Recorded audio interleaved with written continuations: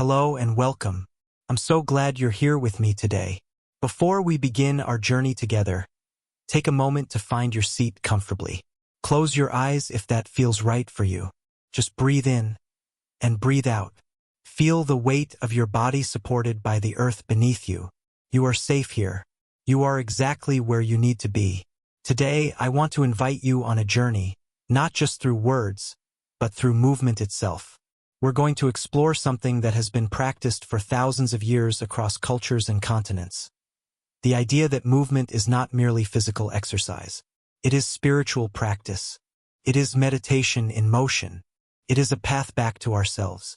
If this resonates with you, if you've ever felt that there's more to life than just surviving, if you've wondered what it means to truly live, then I hope you'll stay with me for the next 20 minutes or so. Let's begin. Let me ask you a question. When you think of martial arts, what comes to mind? For many people, it's images of combat, kicks, punches, weapons, tournaments, competition. And yes, that is part of the story. But I want to invite you to look deeper, to see what came before the fighting. In ancient China, over 2,000 years ago, there was a man named Zhang Sanfeng. Legend says he lived in the mountains, watching clouds drift and water flow. He observed how bamboo bends in the wind without breaking. He watched how rivers carve through stone not by force, but by persistence. And from these observations, he developed what we now call Tai Chi Chuan, often translated as the supreme ultimate fist. But here's what most people don't know. Zhang Sanfeng didn't create this system to teach fighting. He created it to heal, to connect, to remember something that had been forgotten. The sacred connection between body, mind, and spirit. The same is true in Japan. The word martial comes from the Latin martialis, meaning of Mars, the Roman god of war. But before martial arts became about winning fights, they were about cultivating character, about becoming a better person through disciplined practice. In India, we have Kalaripayattu, the oldest documented fighting system in the world. But it was never just about combat. It was called Kalari, meaning garden. A garden is where you nurture life, where seeds grow into flowers, where patience and care transform something small into something beautiful. And let's not forget the indigenous traditions of Native American cultures, where dance has always been prayer in motion. The powwow circle isn't entertainment. It's a living ceremony that connects generations to the earth, to each other, to the divine. What I'm trying to tell you is this: movement as spiritual practice is not something new. It's ancient wisdom that we've lost touch with. We've forgotten that every time we move our bodies, we're participating in something far greater than ourselves. Let me share a story with you. A young woman came to see a master of Aikido, Japanese martial arts known for blending with an opponent's energy rather than opposing it directly. She was frustrated.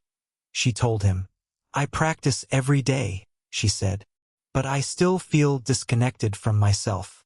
My mind is always racing. My body feels heavy." The master listened quietly, then asked her to stand in the center of his dojo and close her eyes. He instructed her to simply notice, without judgment, the sensation of her feet on the floor, the weight of her arms hanging at her sides, the rhythm of her breathing.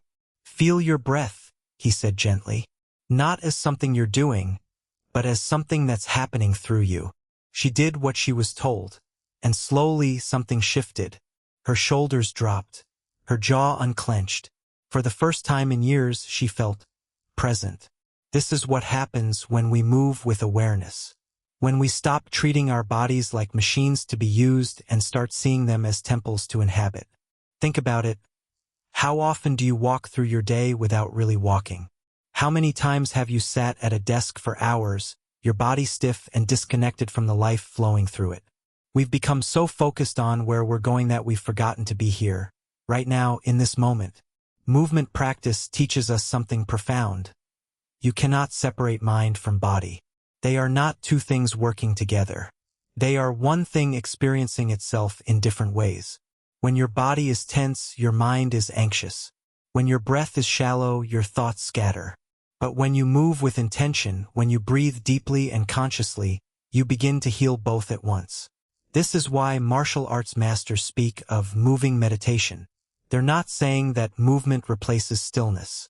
They're saying that movement can be a form of stillness, a way to quiet the mind while honoring the body's need to express itself. I want to talk about something simple yet profound: breath. In many traditions, breath is considered sacred. In Hinduism, it's called prana, life force. In Buddhism, it's the anchor of mindfulness practice. In Taoism, it's the rhythm that connects heaven and earth within us. And in martial arts, breath is often described as the engine of power. But here's what I want you to notice. Your breath is always with you. It never leaves. You can't control it completely. You can't force yourself to breathe more deeply or hold it longer without eventually letting go. But you can learn to listen to it, to work with it. When we move mindfully, our breathing changes naturally. We don't have to think about inhaling and exhaling. We just allow the breath to flow as needed for what we're doing. And in that allowing, something beautiful happens. We stop fighting ourselves. Think of a time when you were truly alive. Maybe dancing at a wedding, running through rain after a storm, or even laughing so hard your stomach hurt. In those moments, did you think about your breathing? No, you just breathed because it was happening. That's the natural state. And movement practice helps us return to that natural state. In Tai Chi, there's a saying, move like water, breathe like wind. Water doesn't resist. It flows around obstacles and finds its way through. Wind doesn't force, it fills spaces naturally. When we move with this quality of being, when we allow our breath to guide us rather than control it, we begin to experience what many call spiritual awakening. Not in some distant future, but right here in the present moment. Let me be honest with you. Discipline is not easy. It's uncomfortable. It requires showing up when you don't feel like it. It means doing the work even when progress feels slow. And yet, this is where the magic happens. In martial arts, there's a concept called shugyo, spiritual training through hardship. The idea is that challenges are not obstacles to avoid. They are opportunities to grow stronger in body and spirit. Every time you push yourself just beyond your comfort zone, every time you choose to continue when you want to quit, you're building something far more valuable than muscle or flexibility. You're building character. I remember training with a master who was known for his patience. He taught me that discipline isn't about punishment. It's about love. Love for yourself. Because the truth is, we all have potential that goes untapped every day because we choose comfort over growth. We choose distraction over presence. We choose to sleep in rather than move our bodies. But here's what I've learned. When you commit to regular practice, whether it's 20 minutes a day or an hour 3 times a week, you begin to notice something remarkable. The discipline starts to transform into something else entirely. It becomes not a burden, but a gift. Because now, the practice is no longer about forcing yourself to do something. It's about honoring what you already know. That your body needs movement, and your spirit needs expression. This is why I say martial arts is spiritual practice. Not because it involves gods or prayers or rituals, but because it requires you to face yourself honestly, to show up as you are, not as you wish to be. And in that honest meeting with yourself, something sacred happens. You begin to understand who you really are beneath all the noise and distraction. Let me share a practice I found deeply transformative. It's called single movement awareness. Here's how it works. Choose one simple movement, perhaps raising your arms overhead, or stepping forward, or even just turning your head from side to side. Then do that movement slowly and deliberately, paying attention to every sensation. Feel the weight of your arm as you lift it. Notice the muscles engaging and releasing. Feel the air against your skin. Hear the sound of your breath. Be completely present with this one action, not thinking about what comes next, not worrying about how long this will take. Just being here in this movement right now. This sounds simple, but it's revolutionary. In our daily lives, we rarely do anything without multitasking. We eat while watching television. We walk while planning our day. We breathe while worrying about tomorrow. But when you practice single movement awareness, something shifts. You begin to experience life as a series of precious moments rather than a blur of passing time. This is what the masters mean when they talk about finding the sacred in everything. It's not that there are special places or times where spirituality exists. It's that spirituality is everywhere, waiting for us to notice it. And movement practice trains us to notice. When you move with full awareness, every action becomes a meditation. Every step becomes a prayer. Every breath becomes an offering. You don't need to go somewhere else to find the divine. You just need to be fully present where you already are. I want to talk about something that might surprise you. Community is essential to spiritual practice, even in individual disciplines like martial arts. Think of a dojo or training hall, not as a gym with equipment and mirrors, but as a living organism where people come together to grow. In these spaces, there's something called Reiji mutual respect. It means bowing not just to instructors, but to fellow students, to the space itself, because everyone is on the same journey, even if you're at different points along the path. This sense of community extends beyond physical training halls too. When we practice together, even virtually, we create something powerful, a shared container for growth. We witness each other's struggles and victories. We hold space for one another when things are difficult. And in that witnessing, we remind ourselves that we're not alone on this path. I found that the most profound transformations often happen in community. When you see someone else struggling with patience or discipline, it becomes easier to be patient and disciplined yourself. When you celebrate someone's breakthrough, your own heart opens wider. We grow together because we are all part of something larger than ourselves. And here's a truth I've learned through years of practice. The community doesn't just support us. It challenges us. It calls us to be better than we think we can be.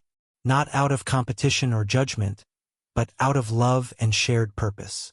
Because when we're truly committed to growth, we want everyone around us to grow too. Now I want to bring this back to your everyday life. Because the truth is, you don't need a dojo or a studio or special equipment to practice movement as spiritual work. You can do it anywhere, at home, at work, in traffic, even while waiting for coffee to brew. Here are 3 simple practices you can start today. First, the mindful walk. Next time you're walking somewhere, whether it's to the kitchen, to your car, or around the block, do it with full awareness. Feel each step. Notice how your feet touch the ground. Listen to the sounds around you without labeling them as good or bad. Just be present with the act of moving through space. Second, the conscious breath. Set a gentle reminder on your phone or computer to pause and breathe 3 times every hour. When that reminder comes, stop what you're doing for just 30 seconds. Close your eyes if you can. Feel your inhale filling your lungs. Feel your exhale releasing tension. Let nothing else exist in those moments but your breath. Third, the intentional movement. Choose one simple action to do with complete presence today. Washing dishes, folding laundry, even typing an email. Do it slowly. Really feel what you're doing. Notice how your body responds when you move with intention rather than autopilot. These practices may seem small, but they add up over time. Like drops of water carving stone, consistent mindful movement transforms us from the inside out. And the beauty is that you don't need to be perfect at any of this. You just need to show up again and again, however imperfectly. As we come toward the end of our time together today, I want to leave you with something important. This is not a destination. It's a journey that continues every single day. There will be days when practice feels easy and joyful, and there will be days when it feels difficult or even impossible. Both are part of the path. What matters is not how perfect your form is, or how many hours you spend training, or whether you ever achieve some ideal state of enlightenment.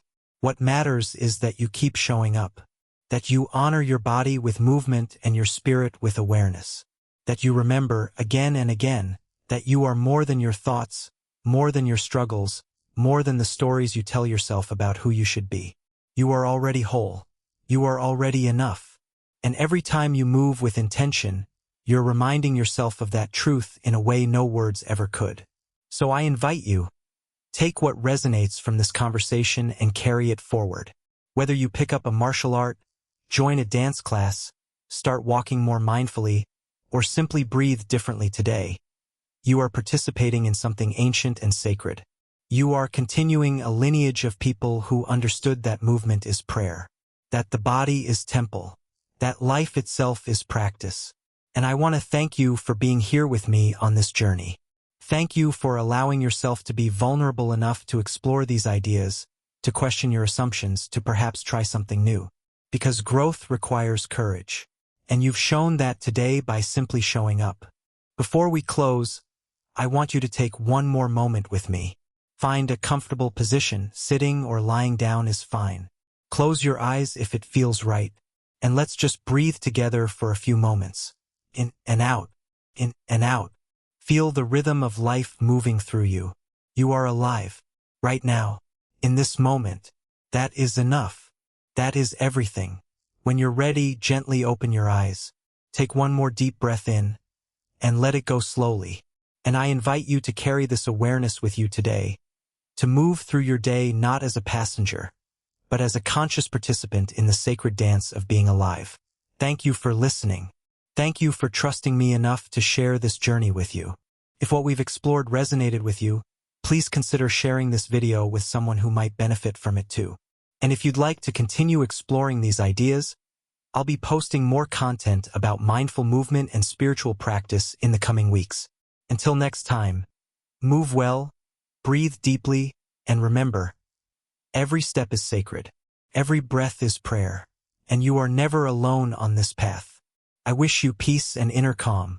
Namaste.